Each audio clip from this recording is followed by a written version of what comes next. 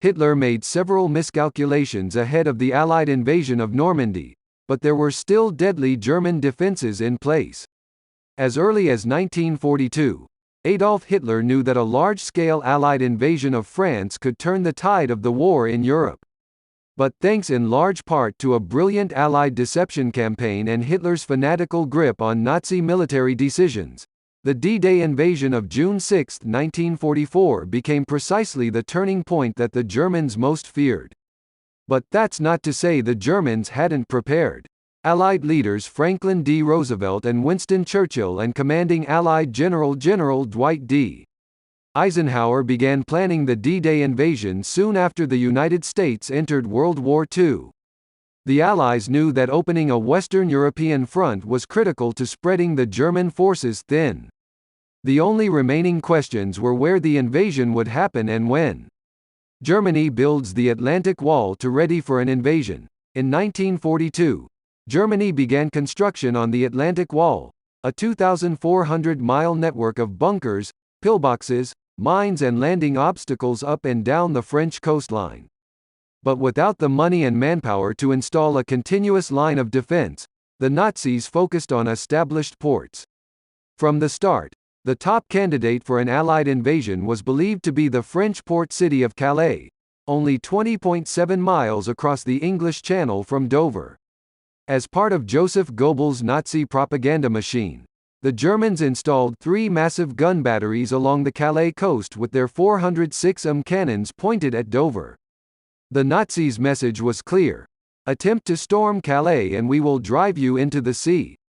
Meanwhile, the rest of the French coastline, including the northern beaches of Normandy, was less fiercely defended.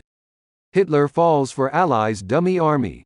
The reason Germany chose to double down Nazi defenses along the Calais coast was not only because of its proximity to England, but because Hitler fell hook, line and sinker for one of the most successful military deception schemes since the Trojan horse.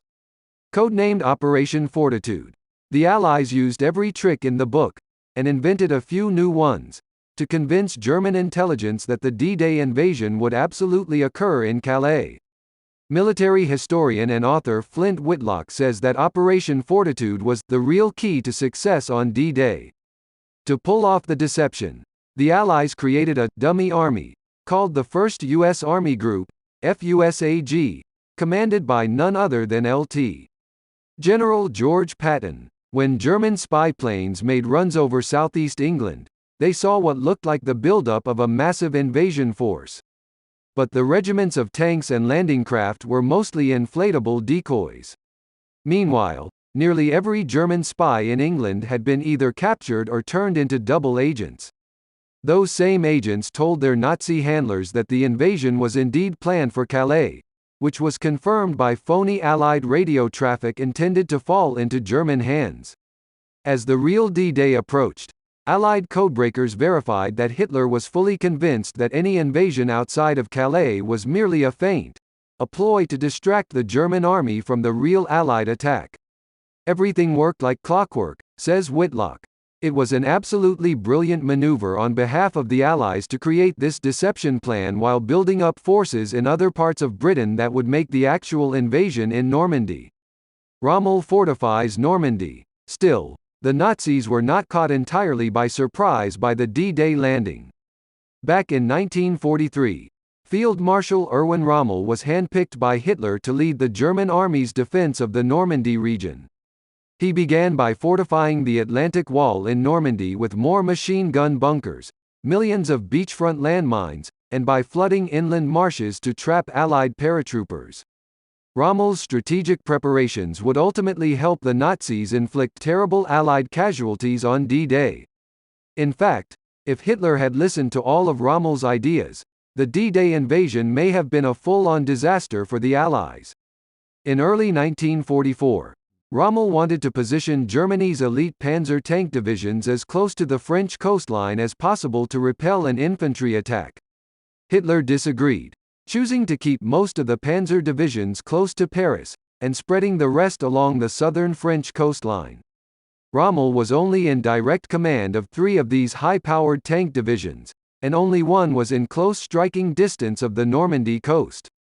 Rommel was handcuffed with rules that said he couldn't move his armored formations from the interior to Normandy without Hitler's personal approval, says Whitlock, and Hitler didn't give that approval until much too late.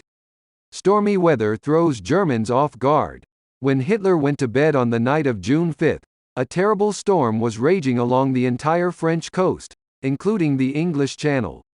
The weather was so bad that many of the Nazis' top military commanders, including Rommel, abandoned their posts to visit wives and mistresses in Germany and Paris. There was no way the Allies could attempt an amphibious landing in such stormy seas. What the Germans didn't know was that Allied weather beacons had detected a break in the storm starting midnight on June 5 and continuing through June 6. Continuing their deception tactics, the Allies began their invasion by dropping hundreds of dummy paratroopers well inland of the eventual targets along the Normandy beaches.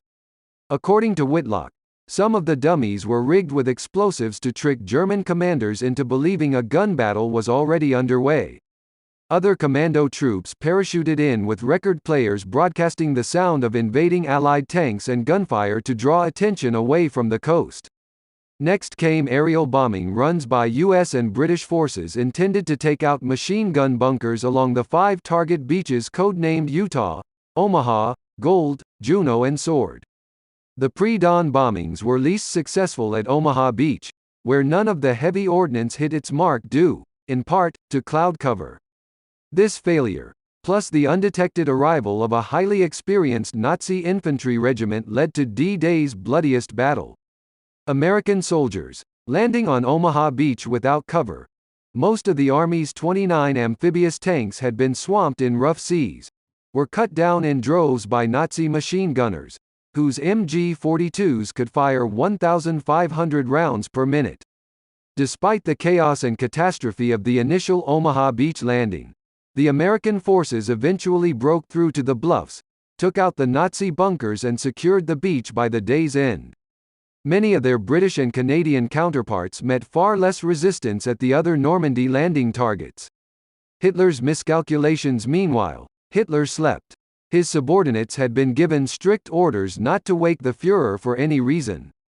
And even when Hitler finally roused himself at 11 or noon, he refused to immediately send reinforcements to Normandy, still blindly confident that the entire D-Day invasion was a diversionary tactic. Only through the insistence of his commanders on the ground in Normandy was Hitler finally convinced to release some panzer divisions and eventually divert the standing army at Calais to slow the Allied invasion inland. Among the Nazis' many fatal miscalculations about the D-Day invasion was that the Allies wouldn't be able to unload large numbers of soldiers, vehicles and equipment without a port. Thanks to brilliant engineering and months of preparation, the Allies arrived with prefabricated sections of floating docks that were quickly assembled into 2 giant temporary harbors. In addition to the 156,000 soldiers who came ashore on D-Day, the Normandy harbors would welcome around 2.5 million men and 500,000 vehicles throughout the remainder of the war.